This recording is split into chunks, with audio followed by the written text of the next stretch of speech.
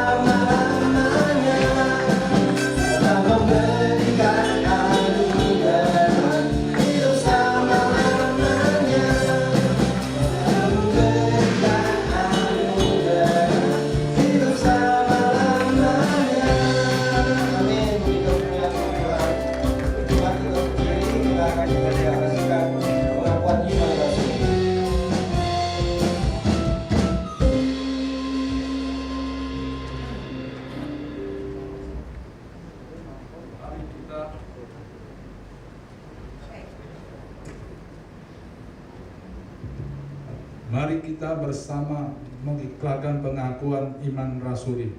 我们一起来诵读使徒信经。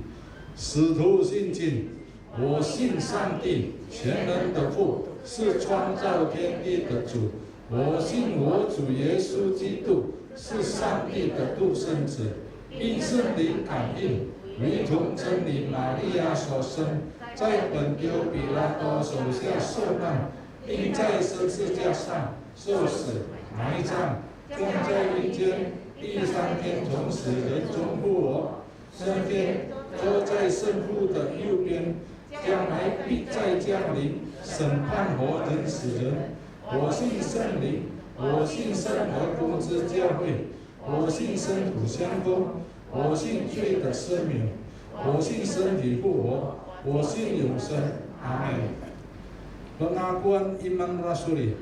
Aku percaya kepada Allah Bapa yang Maha Kuasa, Khalik langit dan bumi, dan kepada Yesus Kristus anaknya yang tunggal, Tuhan kita, yang dikandung dari Roh Kudus, lahir dari darah anak Maria, yang menderita sengsara bawah pemerintahan Pontius Pilatus, disalibkan mati dan dikuburkan turun ke dalam kerajaan maut. Pada hari yang ketiga, bangkit pula di antara orang mati, naik ke surga, duduk sebelah kanan Allah Bapa yang Maha Kuasa, dan dari sana ia akan datang untuk menghakimi orang yang hidup dan yang mati. Aku percaya kepada Roh Kudus, gereja yang kudus dan am, persekutuan orang kudus, pengampunan dosa, kebangkitan tubuh, dan hidup yang kekal. Amin. Silakan duduk. Saat ini kita akan mendengarkan kebenaran firman Tuhan. Mari kita persiapkan hati kita.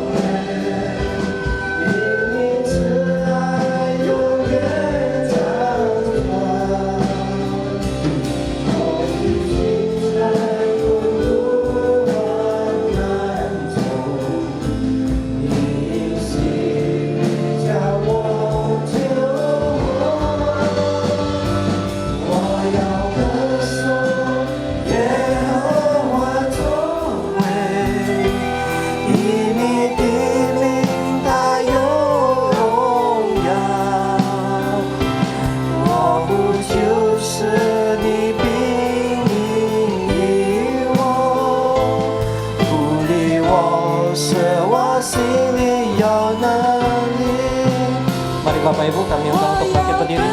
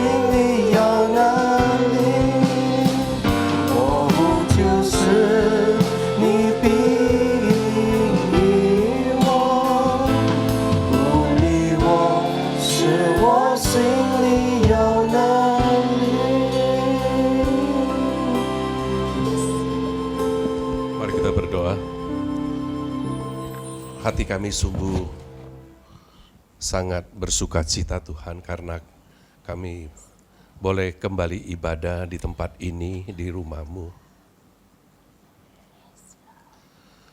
Mengucap syukur kepada Tuhan yang begitu mengasihani gerejanya.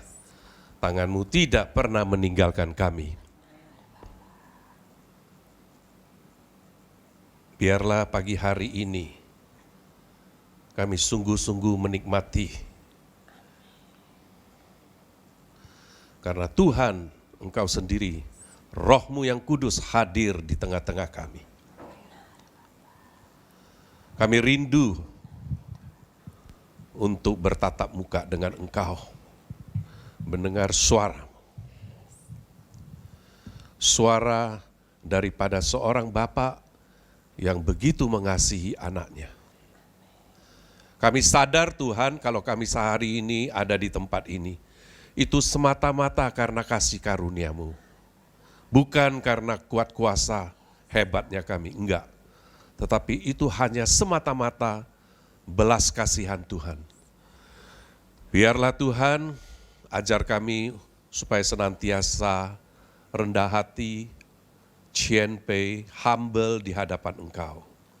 Hindari kami dari roh kesombongan ya Tuhan. Karena kami tahu kesombongan itu adalah menjadi musuh Allah. Dan yang menjadi musuh Allah pastilah kalah. Biarlah Tuhan kami semua yang ada di sini pagi hari ini belajar untuk rendah hati di hadapan Engkau. Terima kasih Tuhan untuk kebaikan-Mu, untuk kasih setia-Mu. Di dalam nama Tuhan Yesus Kristus, persiapkan baik saya yang menyampaikan firman-Mu, dan juga saudara-saudara yang mendengarkannya. Dalam nama Tuhan Yesus kami berdoa. Amin. Silakan duduk. Saya hari ini sangat bersuka cita. Saya merasa selama saya kebaktian di rumah, walaupun itu online, bagaimanapun saya mencoba untuk konsentrasi. Beda dengan kalau saudara pagi hari ini duduk di sini. Benar? Heran saudara. Nggak bisa kita bantah. Saya mau begitu sungguh-sungguh, nggak bisa. Beda dengan itu kalau datang di sini dengan rumah Tuhan, you tahu roh Tuhan ada di sini, you beda. Karena you membawa hati you secara utuh datang ke sini. Jadi kalau kita datang ke Tuhan dengan sungguh-sungguh, nah itu akan berbeda saudara.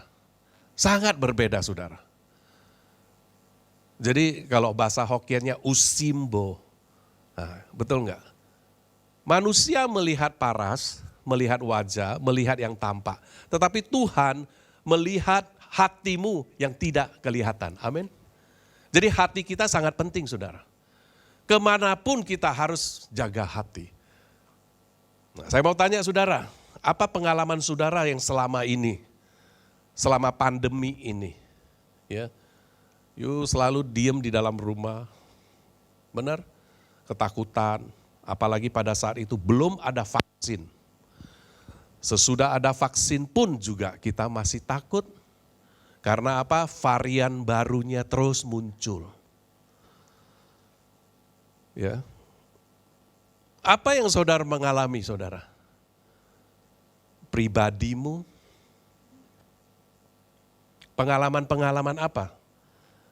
Baik di dalam keluarga, di dalam perusahaan, ya, mungkin yang menjalankan usaha,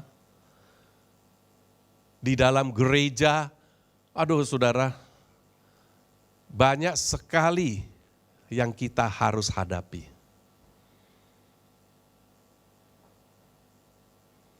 Di dalam pandemi ini saudara, orang itu nggak boleh keluar dari rumah.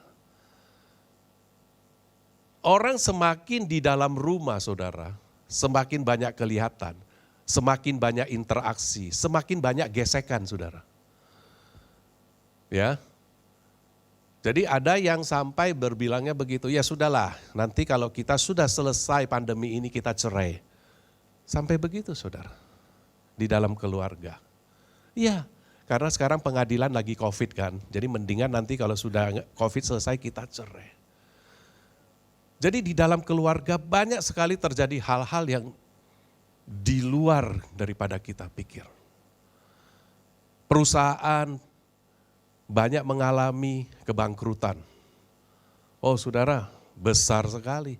Yang barusan saja yang kena di China itu, begitu besar hutangnya sampai 4.000 triliun. Bayangin saudara, 300 miliar dolar satu perusahaan.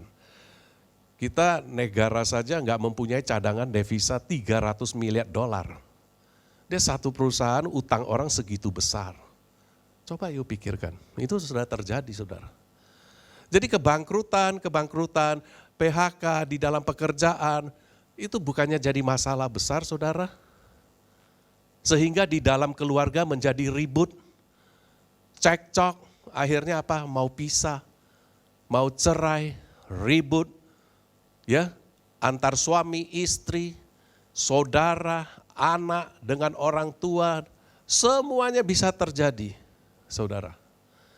Jadi di dalam saya setiap hari, setiap pagi jalan, saudara, saya terus merenungkan hal ini. Ya. Saya terus berdoa kepada Tuhan. Sekarang jalan pagi juga gak bisa rame-rame kan saudara.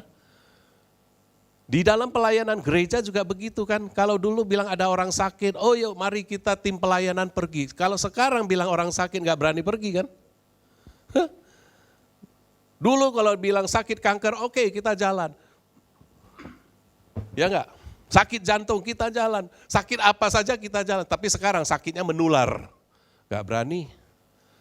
Jadi pelayanan di dalam gereja pun juga jadi masalah saudara. Ini bukan masalah gampang loh saudara. Yang kita lawan juga gak kelihatan saudara. Virus kan. Mesti pakai mikroskop yang khusus baru bisa lihat itu adanya virus. Sekarang dunia gak bisa sombong. Musuhnya gak kelihatan, tapi satu demi satu semua ambruk. Saya gak tahu ya, ini sampai kapan lagi. Yang katanya negaranya hebat, ya aman. Nah saudara tahu sendirilah, satu persatu sekarang bagaimana. Sampai tempat parkir sudah dijadikan tempat gawat darurat. Sama kan? Kita dulu ya sampai di gawat darurat bukannya tidur, pasiennya jongkok, duduk, pegang apa oksigennya hilang, gak ada lagi. Coba pikirin, mengerikan saudara. Sakit, masuk ke rumah sakit, wah pikirnya mending. Di dalam rumah sakit gak ada obat. Aduh, baru tahu. Jadi bagaimana? Semua mengandalkan apa? Tuhan. Jadi kalau hari ini saudara duduk di sini, jangan take it for granted. Penlai chiu sesiang mah, ngapain saya pikirin? Enggak, itu jangan pakai begitu. Ya, jangan. Harus tahu, bersyukur kepada Tuhan.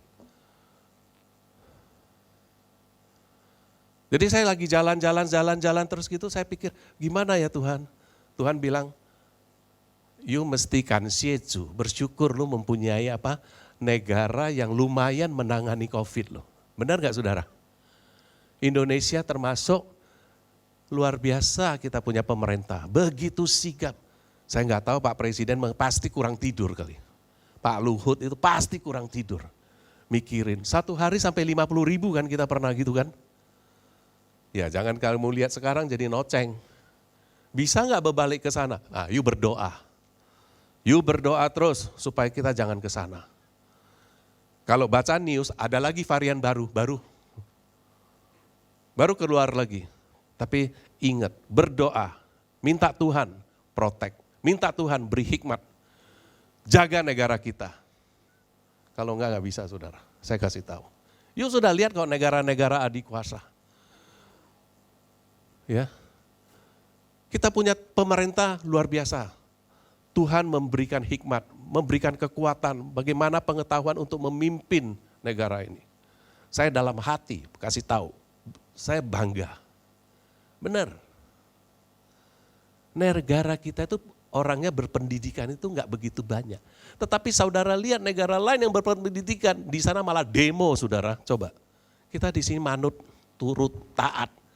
Tuhan suka melihat yang begitu. Amin.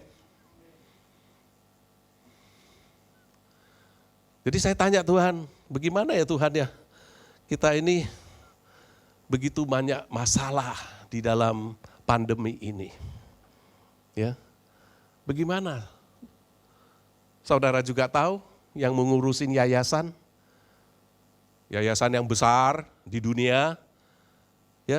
Ya, beberapa bulan yang lalu mau bercerai. Ada kan? Ingat-ingat aja lah. Seperti itu. Yayasan begitu besar yang mengurusin orang-orang, tapi yang pemimpin yayasannya suami istrinya juga mau bercerai saudara. Saya mau tanya, Tuhan lihat perbuatan mereka yang memimpin perusahaan atau yayasan yang besar, atau Tuhan tertarik kepada hidup pribadi mereka? Benar gak? Sekalipun lu bisa memimpin ya yayasan besar, tetapi hidup lu tidak berkenan di hadapan Tuhan, bocai. Saya yakin Tuhan melihat apa? Unit yang paling kecil, suami istri. Apa yang disatukan oleh Tuhan tidak boleh diceraikan oleh manusia. Ingat ya, pasangan muda yang akan nanti menikah, ingat saya bilang, apa yang disatukan oleh Tuhan tidak boleh diceraikan oleh manusia. Tidak ada alasan apapun, tetap itu tidak boleh cerai. Kenapa? Karena Tuhan berkuasa untuk menjaga lu punya. Kalau you mau, ngerti gak?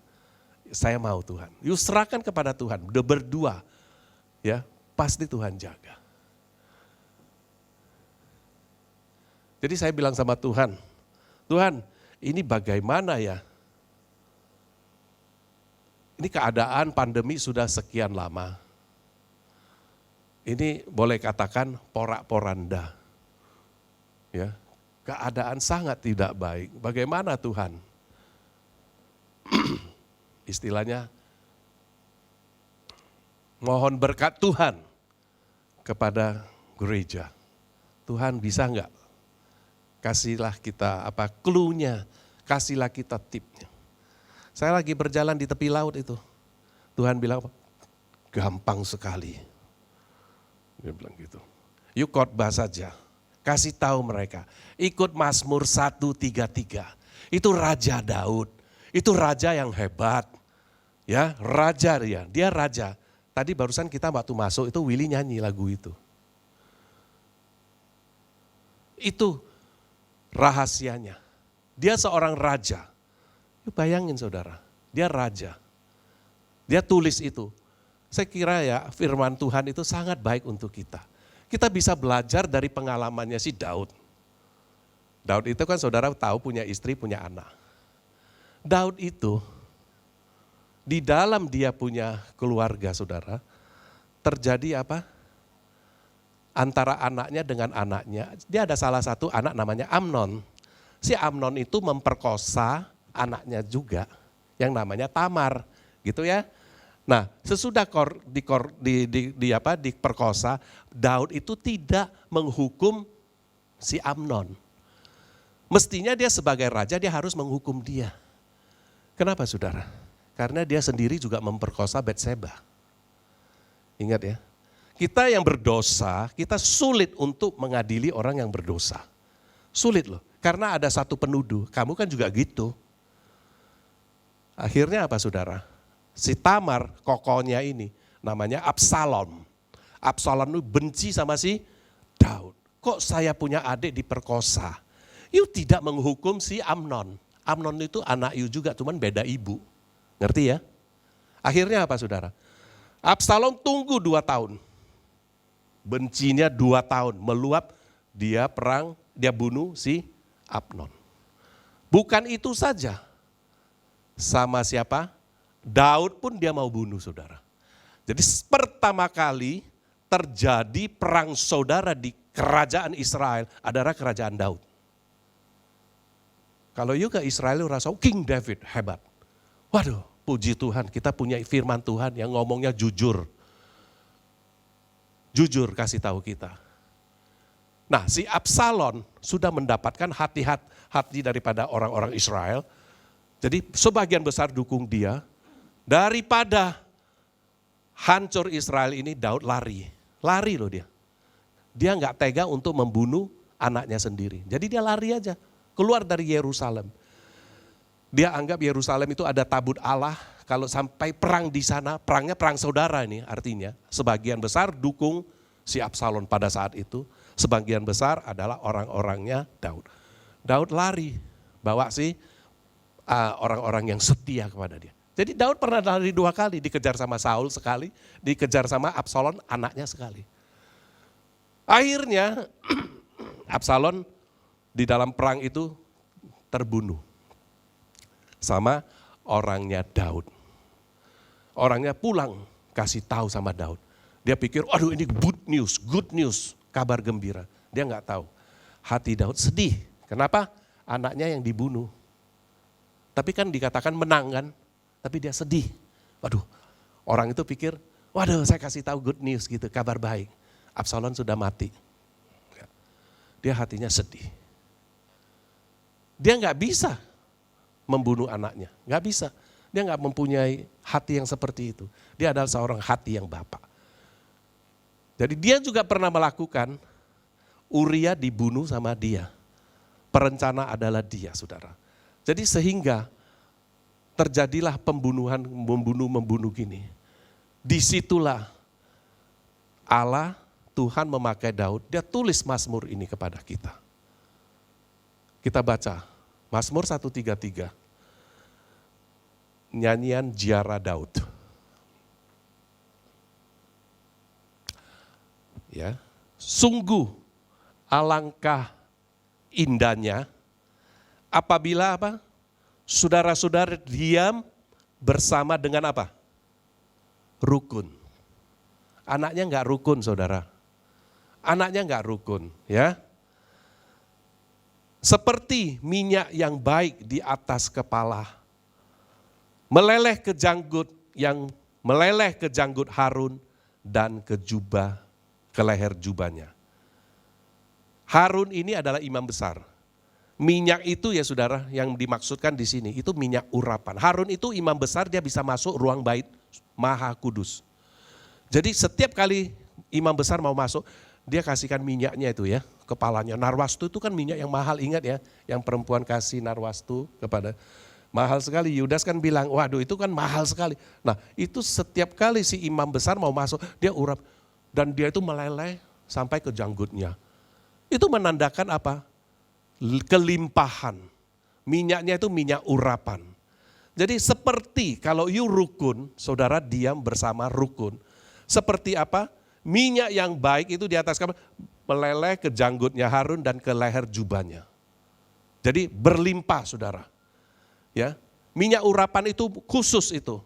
Jadi saudara kalau hidupnya rukun, anak-anak Tuhan dikhususkan, disucikan, dikhususkan oleh Allah. Karena apa? Tuhan mau memberkati kita berlimpah-limpah. Ini doa saya juga loh. Lagi saya jalan bagaimana ya Tuhan? Kok aneh kangko sekarang kayak gitu? Nah dia kasih tahu. Kuncinya kalian harus hidup rukun. Kenapa? Kita terusin. Seperti embun Gunung Hermon. Gunung Hermon itu gunung yang tinggi. Gunung yang tinggi di Israel. Tapi gunung yang di bawahnya itu tandus-tandus, saudara. Jadi gunung yang tinggi itu, di puncaknya itu ada salju. Ya, yang sepanjang tahun itu, salju itu kan saudara tahu dia berembun, dia bisa membawa apa? Kesejukan, kesegaran. Dan di bawah sedikit itu ada lubang besar, di bawahnya juga ada sungai. Dan sungai itu yang terus mengalir airnya ke sekelilingnya kita. Jadi artinya kalau saudara dan saya, kita ikut dan rukun, kita menjadi apa? Seperti minyak narwastu yang merebak, yang harum. Orang bisa mencium, waduh wangi banget, oh itu narwastu. Sampai sekarang juga ada jual itu minyak wanginya itu di Israel. Dan membawa kesegaran seperti embun di gunung puncaknya di Hermon. Terus mengalir ke bukit-bukit Sion yang tandus. Jadi kita bisa memberkati orang kalau kita hidupnya rukun. Kalau kita hidup gak rukun ya, bagaimana? Chuan Fu Ing mau kabarkan Injil, lihat hidupnya kayak begitu. Jadi saudara dan saya harus menjadi terang. Oleh sebab itu terus berdoa kepada Tuhan, beri saya kekuatan. Pasti bisa gak? Pasti. Masalahnya, you mau gak menjadi berkat untuk orang-orang yang lain? Saat-saat sekarang ini banyak sekali orang lagi susah, saya kasih tahu you. You bisa lihat mukanya sih baik-baik begitu. Tetapi di dalamnya, waduh, rusak, menderita, sedih. Jadi seperti yang embun di Gunung Hermon yang turun ke atas gunung-gunung Sion. Nah ini penting. Sebab apa? Kesanalah, kemana itu? Ke saudara-saudara yang rukun itu, Tuhan apa? Memerintahkan berkat. Tuhan yang perintahkan berkat itu loh. Tuhan punya kuasa. Dia mau perintahkan kemana? Kepada kalian yang hidupnya rukun. Tuhan memerintahkan berkat. Dan kehidupan itu yang dia kasih untuk selama-lamanya. Aduh saya bilang, bagus sekali ya Tuhan. Gampang banget ya Tuhan. Tuhan bilang apa? Hidup rukun. Hidup rukun kok susah sih? Apa sih kuasanya hidup rukun saya tanya? Suami, istri, Tuhan Yesus ajarin kasihilah musuhmu. Emangnya suami lu itu musuhmu? Istri itu musuh? Bukan istri lu. Tuhan Yesus bilang kasihilah musuh. Ini masih bukan musuh dong. Kan suami istri. Nah hidup rukun gampang sekali. Nah persoalannya, you mau atau enggak? Hidup rukun lu pikir sendirilah, suami saya. Semua manusia di dalam dunia ini semuanya adalah manusia berdosa. Jadi you jangan lihat manusia berdosa lu kayak malaikat. Tiap kali ngomongnya ingat lah ya, ini 3 jari ini nunjuk kamu ya. Lu nunjukin dia 1, tapi yang 3 ini nunjuk.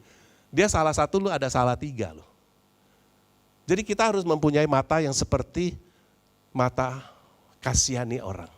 Berbelas kasihan. Tuhan dia orang dosa butuh anugerah. Jangan terus begini-begini. Saya kasih tahu tidak ada satu orang manusia di dunia ini yang tidak bersalah. Nobody make mistake. Everybody make mistake. Semua orang berbuat salah. Tapi kita harus mempunyai satu mata untuk bisa apa? Mengampuni. Satu mata bisa menerima. Petrus tanya, Yesus, saya berapa kali mau ampunin orang? Kalau orang China langsung bilang, sapai kau. Kan begitu kan, 3 kali dong, karena kita timur. Petrus bilang 7, karena mereka hitungannya 7. Gak cukup, 7 kali 7? 7 kali 70. Kok banyak kali? Setiap kali you tidak memaafkan orang lain, you sendiri yang susah. You sendiri yang jaklat, you sendiri yang menderita. Percayalah, akhirnya kamu menjadi depresi. Kamu yang perlu urusan dengan dokter. Kenapa? Karena kamu gak bisa mempunyai jiwa yang mengampuni. Kalau hari ini kita tidak diampuni oleh Allah melalui Tuhan Yesus. Aduh gak usah duduk di sini deh, udahlah. Pulang-pulang aja, mabuk-mabuk aja, minum-minum aja. Sudahlah, terserahlah mau ngapain. Kenapa? Bokyu. Gak ada lagi pertolongan. Jadi saudara dan saya harus sadar, saya sendiri orang berdosa. Saya mesti mempunyai mata melihat dia seperti mata Yesus. Kasihan ya, dia butuh anugerah. Saya doakan. Kalau lu mempunyai sikap kayak begitu, akhirnya hidupnya menjadi apa? Rukun. Benar dong? Begitu you sudah rukun, saya kasih tahu. Itu tadi, Tuhan punya rahasia. Allah memerintahkan berkat. Wah ini orang ya, susah loh ngomongnya. Kenapa? Ini orang, aduh hoki. Nah kalau orang udah ngomong hoki susah kan? Dia kerja apa aja berhasil. Kenapa? Hoki ya, hoki. Artinya apa? Ya mau ngomong apa? Gue coba puasi, gue udah kerja keras-keras kayak begini. Gak bisa lawan dia hoki. Jadi bicara apa? Hoki, seperti apa? Tuhan memerintahkan berkat. Jadi gak bisa dilawan. Kuncinya cuman itu. Jadi Daud menulis persaudaraan yang rukun. Dia tahu antara Abnon, Absalom, semuanya itu tidak rukun. Aduh, sekarang ini banyak sekali di dalam perusahaan. Ya kan? Koko, adik berantem, papa, anak berantem. Banyak sekali saudara. Nah hari ini saudara duduk di sini, saudara dengar. Kunci berkat diperintahkan oleh Tuhan. You harus hidup rukun. Jadi rukun ini terhadap semua orang.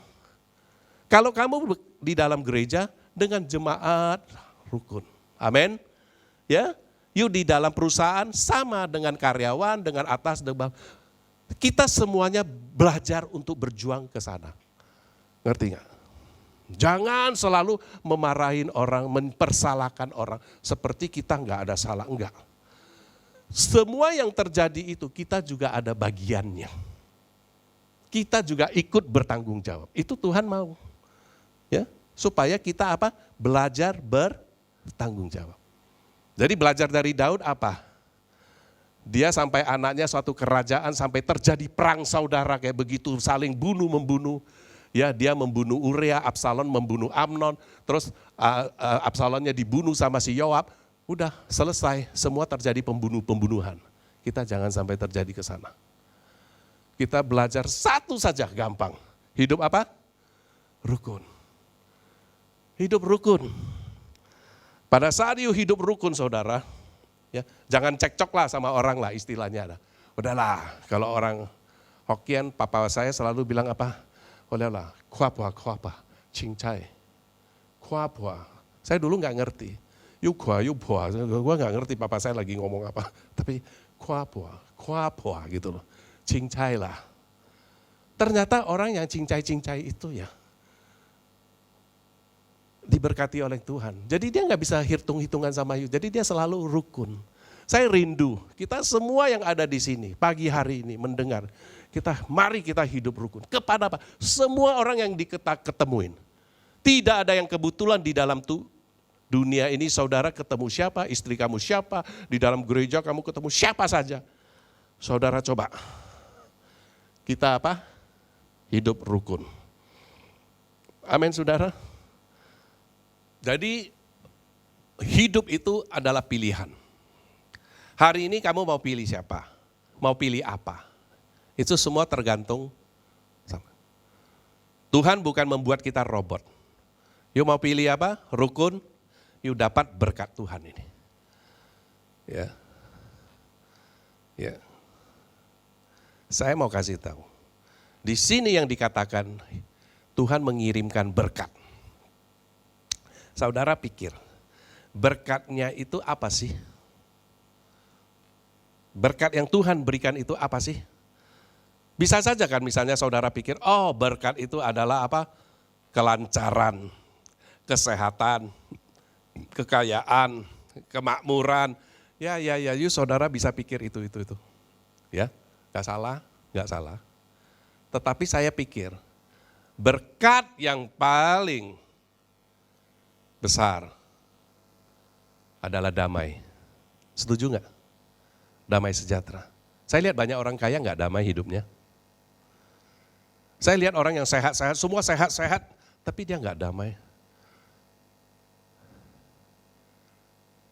Jadi persis yang seperti Tuhan katakan di Yohanes 14, damai sejahtera yang kutinggalkan bagimu, yang kuberikan kepadamu, apa yang kuberikan itu dunia gak bisa kasih. Jadi orang kalau gak punya damai, hatinya gelisah, hatinya itu gentar, takut, gelisah. Walaupun dia kaya, walaupun dia berkuasa, walaupun dia sehat, walaupun dia lancar, saya kasih tahu. Berkat yang paling besar itu damai. Kalau saudara tidak rukun hidupnya, saudara gak bisa damai deh. Gak bisa damai, mana bisa kalang luan, tiap hari ribut sama orang, lu bisa damai hidupnya? Gak mungkin damai. Saya kira damai itu semua orang pengen banget. Walaupun saya miskin gak apa-apa, yang penting saya damai. Pasti saudara. Daripada kaya, tapi tiap hari gak damai. Pagi, siang, malam terus gak damai. Jadi hidup ini adalah pilihan saudara. Mau rukun dengan orang, saudara mendapatkan berkat yang diperintahkan. Di dalamnya itu ada damai sejahtera Tuhan yang bisa kasih kepada kita. Amin saudara. Ayo kita jaga terus relasi. Ya, relasi. Kita ini manusia.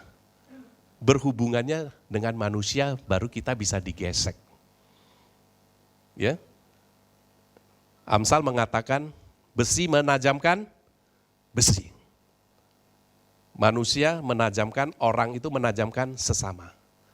Kalau mau tajam, digesek pakai besi itu jadi pisau, digesek terus.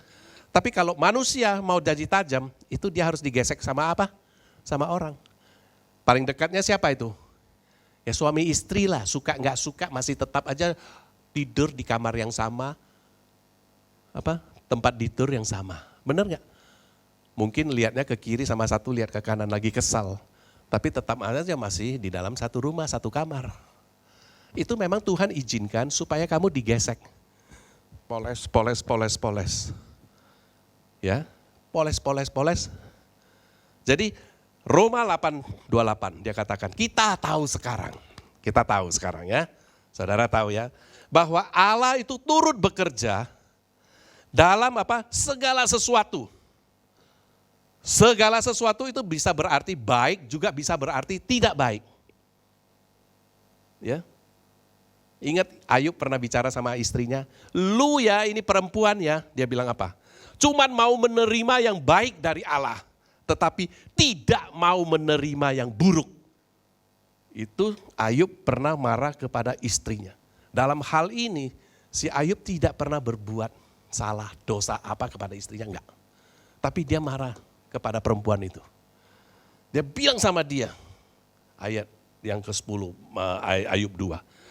You ini mau menerima yang baik dari Allah, tetapi tidak mau menerima yang buruk. Saudara tahu enggak artinya apa?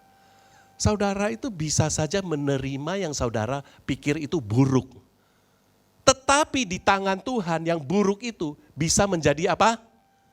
Kebaikan. Yang tadi di Roma 8 ayat 28. Karena Allah turut bekerja dalam segala sesuatu. Jadi bisa baik, bisa tidak baik. Tetapi itu untuk kebaikan bagi mereka yang mengasihi Tuhan. Ini penting, lu mengasihi Tuhan enggak? Kalau lu mengasihi Tuhan, hari ini you mengalami apa saja yang menurut you, aduh Tuhan pandemi ini kok saya jadi begini, lu jangan terus berkeluh kesah. Tuhan tidak suka. Tuhan lu mau ajar gua apa? Oh puasi loh Tuhan, gua susah. Tapi Tuhan saya tahu, ini pasti untuk kebaikanku. Ini Tuhan bilang, mendatangkan kebaikan. You belum lihat, tapi you mengimankan Tuhan ini pasti untuk kebaikan. Amin saudara? Nah di ayat 29-nya penting. Dia bilang apa? Sebab semua orang yang dipilihnya, kamu ini dipilih. Oke? Untuk apa? Dipilihnya dari semula. Kalian dipilih, terus ditentukan oleh Tuhan dari semula untuk menjadi serupa dengan Allah. Tujuan Allah menarik kita semua dipilih, ditentukan, diselamatkan itu cuma satu, supaya menjadi serupa dengan siapa? Yesus Kristus gambaran anaknya. Untuk menjadi itu proses saudara. Ngomong sih gampang, it's a proses. Prosesnya apa? Selama hidup lu. Panjang sekali. Ya, saya dulu diproses waktu umur 30, 40, 50, 60, beda-beda soal ujiannya. Tanya aja sama istri saya. Semua beda. Nanti kalau umur 70 apalagi, saya juga gak tahu. tapi kita harus punya iman. Itu semuanya untuk mendatangkan kebaikan. Yuk sekarang pikir dah, waktu yuk mengalami sesuatu yang umur 30, beda dengan 40, beda dengan 50, beda dengan 60. Tetapi itu semuanya sesudah kamu lihat ke belakang, aduh ternyata tangan Tuhan yang tolong kita semuanya. Amin. Jadi proses untuk menjadi is a processing. Processing apa? Kayak diamond digosok, gosok, batu itu lama-lama baru berkilau seperti diamond. Susah loh. Ya, tapi kalau saudara bertegar tengkuk kayak orang Israel, ya. Jadi apa? Yang perjalanannya pendek, cuma beberapa hari bisa sampai ke Kanaan, jadi sicap nih 40 tahun. Kenapa? Karena bertegar tengkuk. Jadi apa? Prosesnya lama loh. Lu mau yang lama atau mau yang cepat? Ini ada dua. Mau PCR, swab antigen atau apa? Coba, semuanya ada. Ada harga yang you harus bayar. Oke? Begitu kan? Jadi semua ini hidup adalah pilihan. Cuman satu, saya minta sama Tuhan. Tolonglah Tuhan, berkatilah. Saya sebagai gembala, saya juga tahu penatua di sini. Tuhan, gimana ya kalau bisa tolong deh berkati jemaat saya. Oh gampang. Waduh, gue pikir gampangnya gimana? Semuanya suruh hidup rukun aja.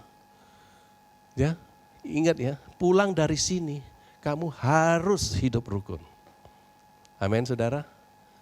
Yuk pasti bisa, saudara. Ya, yuk pasti bisa.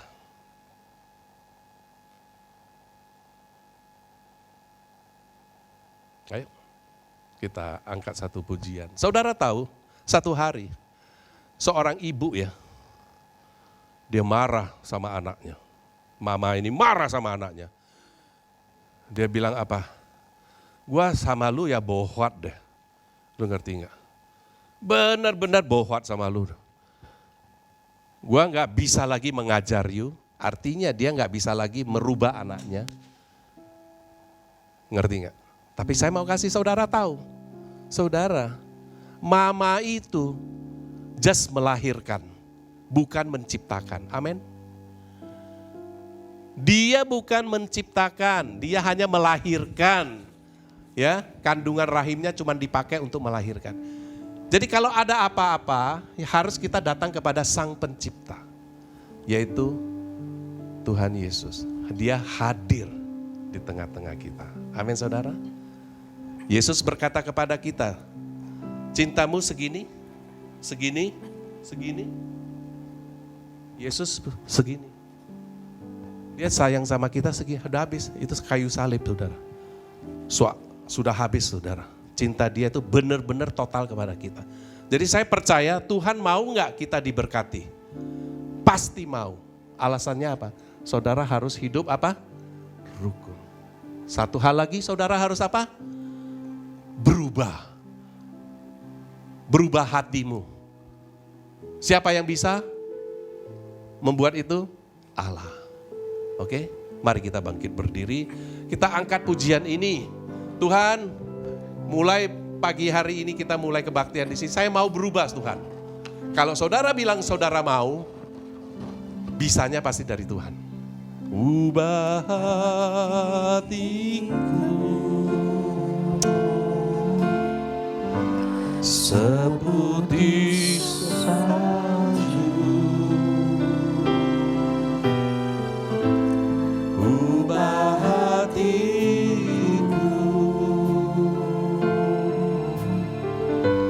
seperti dirimu. Sekali lagi katakan kepada Tuhan. Ubah hatiku seputih salju. Jagalah hatimu dengan segala kewaspadaan. Karena dari situlah terpancar kehidupan. Roh Kudus ada di sini. Mintalah kepada Dia. Engkau penjuna. Engkau penjuna. Ku tanaminya.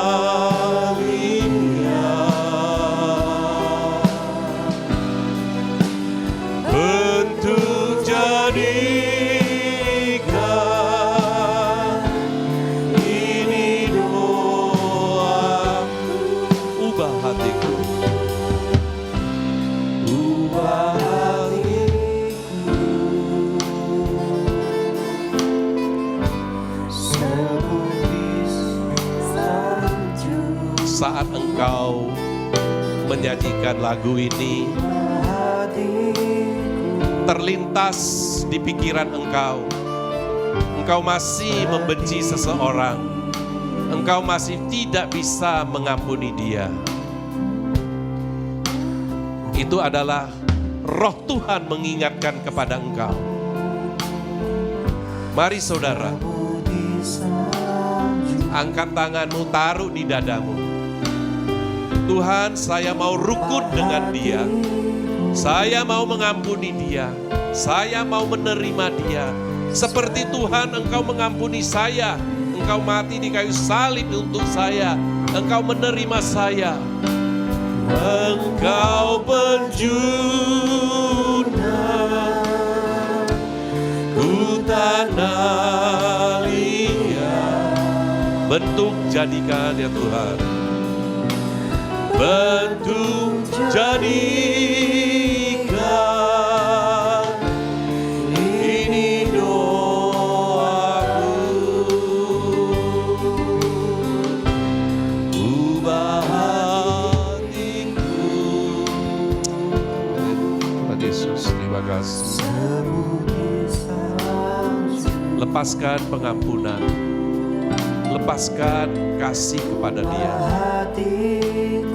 supaya hidupmu tidak menderita lagi, supaya berkat Tuhan mengalir, supaya berkat Tuhan diperintahkan, dan kehidupan untuk selama-lamanya masuk ke dalam hidupmu.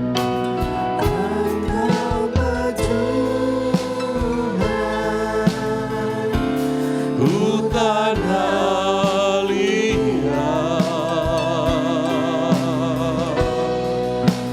bentuk jadikan, ini doaku.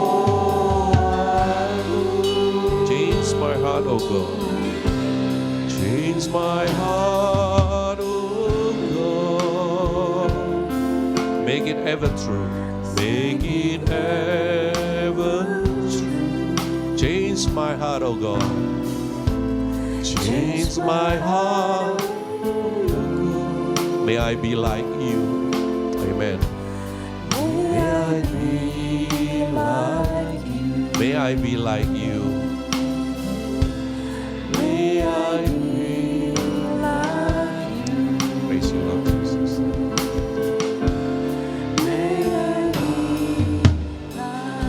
Tuhan, Engkau mengasihani, Engkau melihat anak-anak-Mu yang sedang berdiri di hadapan Engkau. Tuhan, Engkau mengasihi kami. Tuhan, Engkau mau memberkati kami. Oleh sebab itu, Engkau memerintahkan berkat itu kepada orang-orang yang mempunyai kerukunan, Tuhan. Pagi hari ini kami berdiri di hadapan Engkau. Engkau melihat hati kami. Kami mau, Tuhan.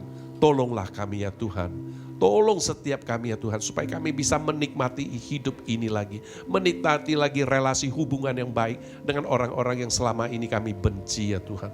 Dan kami menderita sudah sekian lama ya Tuhan. Kami juga berdoa di dalam pandemi ini. Banyak hal yang kami hadapi ya Tuhan. Beri kekuatan kepada kami ya Tuhan.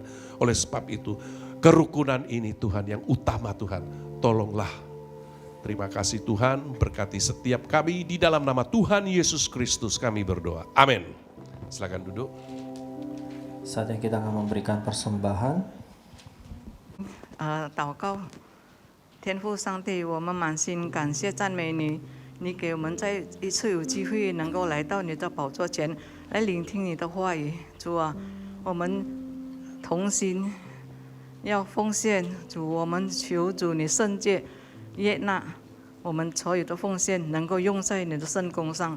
我们将祷告是奉靠主耶稣的圣名求，阿门。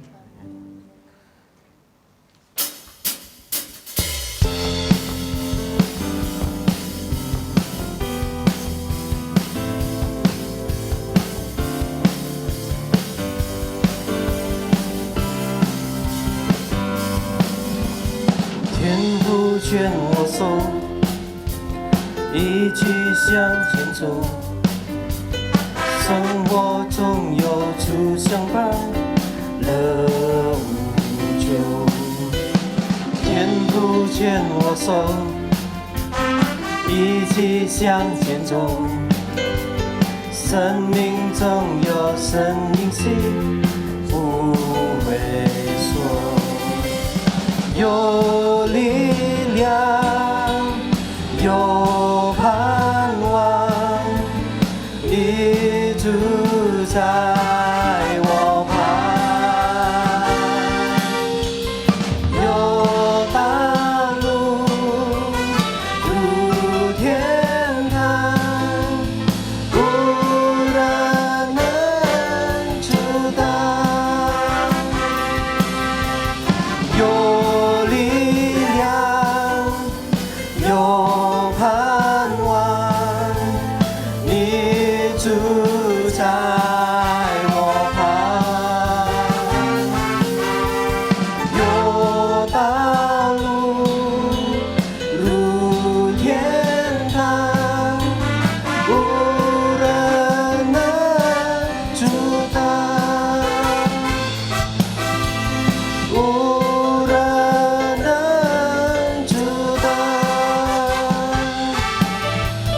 无人能阻挡。Terima kasih untuk persembahannya. Tuhan Yesus memberkati. Saatnya kita akan menyaksikan video singkat dari Revo.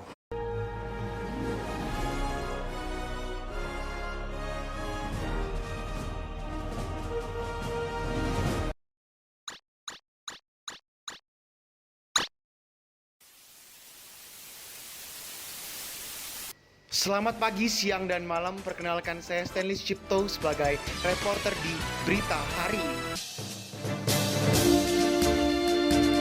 Akhir-akhir ini Jakarta sedang digempar-gemparkan oleh komunitas Kristen yang begitu luar biasa dipakai Tuhan, yaitu Revo.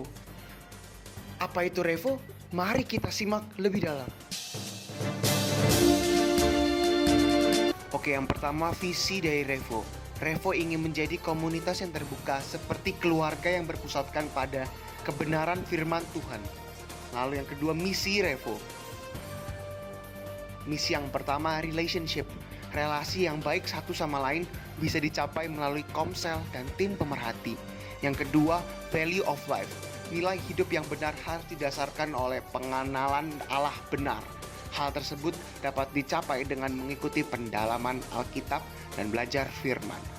Yang terakhir ada outreach, menjangkau, melakukan misi ke teman-teman yang belum kenal Tuhan. Jadi misi ini disingkat juga REVO, relationship, value of life, O outreach. Welcome home, well community, well home merupakan kata-kata yang erat dengan Revo dan yang menjadi moto Revo itu sendiri, yaitu Revo memusatkan kepada komunitas yang terbuka, hubungan yang dekat antara jemaat satu dan yang lainnya. Revo sangat cocok untuk kalian-kalian yang rindu komunitas yang erat dan saling membangun kerohaniannya satu sama lain. Dan kita masuk kegiatan Revo yang pertama adalah Komsel yang diadakan setiap hari Sabtu jam 18.00 waktu Indonesia bagian Barat melalui Zoom, di mana kita bisa sharing pergumulan ataupun saling menguatkan dan yang pastinya sesuai dengan ajaran-ajaran firman Tuhan. Dan ini merupakan link Zoom Komsel yang juga digunakan untuk semua kegiatan yang dilakukan Revo, yaitu 589 695 5288.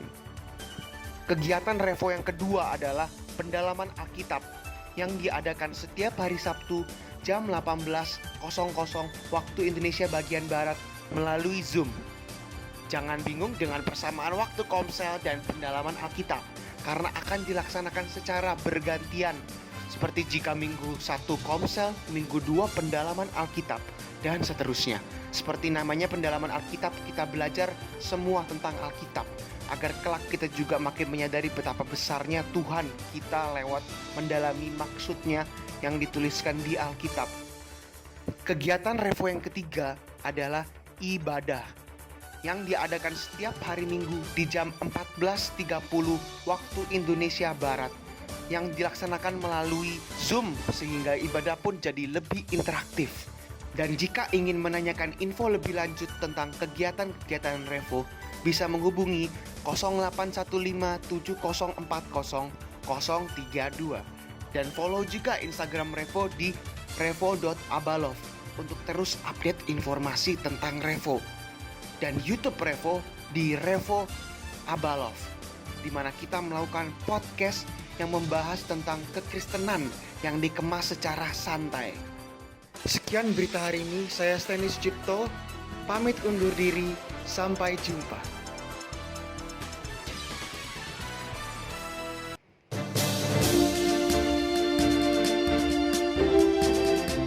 Revo ya, bagus ya. Itu announcer yang baru kita. Stanley. Sangat berbakat. Ya, itu baru itu, tapi TV-nya model lama. Saudara, saya ingatkan Sabtu nanti minggu depan, tanggal 2 Oktober kita ada doa puasa jam 7. Ya, saudara datang. Ya, ingat, mari kita bangkit berdiri. Kita akan selesai.